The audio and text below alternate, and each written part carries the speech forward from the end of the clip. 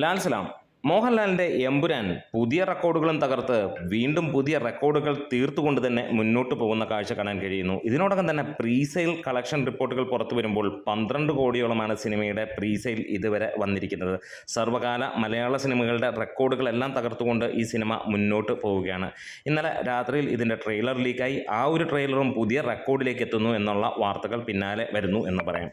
ഇവിടെ ബുക്കിംഗ് നോക്കുമ്പോൾ നമുക്ക് കാണാൻ കഴിയുന്നു, കേരളത്തിലെ ബുക്കിംഗ് ഇതുവരെ സ്റ്റാർട്ട് ചെയ്തിട്ടില്ല. പക്ഷേ വിദേശ രാജ്യങ്ങൾ ഉൾപ്പെടെയുള്ള പല സ്ഥലങ്ങളിലും ബുക്കിംഗ് വന്നതോടുകൂടി വലിയ രീതിയിലുള്ള അതിഗംഭീരമായിട്ടുള്ള ഒരു കളക്ഷനാണ് സിനിമയ്ക്ക് വന്നിരിക്കുന്നത്.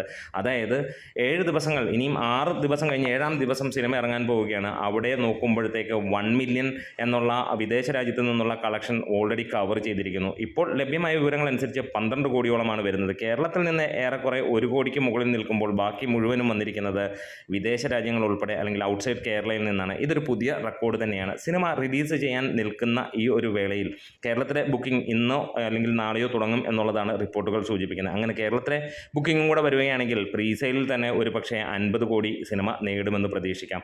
കാരണം എല്ലാ സ്ഥലങ്ങളിലും അതിഗംഭീരമായിട്ടാണ് സിനിമയുടെ കാര്യങ്ങൾ പോകുന്നത്. ഏറെക്കുറെ കേരളത്തിൽ നിന്ന് 8 തൊട്ട് 10 കോടി വരെ വരുമെന്നാണ് നമ്മൾ പ്രതീക്ഷിക്കുന്ന പ്രീസെയിൽ. ഒരു പക്ഷേ അത്ര എത്തില്ലായിരിക്കാം. എന്നിരുന്നാലും ഫസ്റ്റ് ഡേ കളക്ഷൻ നമ്മൾ പ്രതീക്ഷിക്കുന്നു 12 കോടിക്ക് മുകളിൽ എന്നുള്ളത്. അതിന് യാതൊരു മാറ്റവും ഉണ്ടാവില്ല. ലിയോ എവിടെ തീരുമെന്നുള്ളതിന് സംശയങ്ങളൊന്നുമില്ല.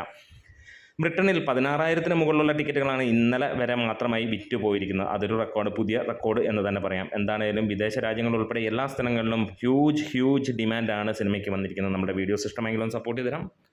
ലാൽ സലാം.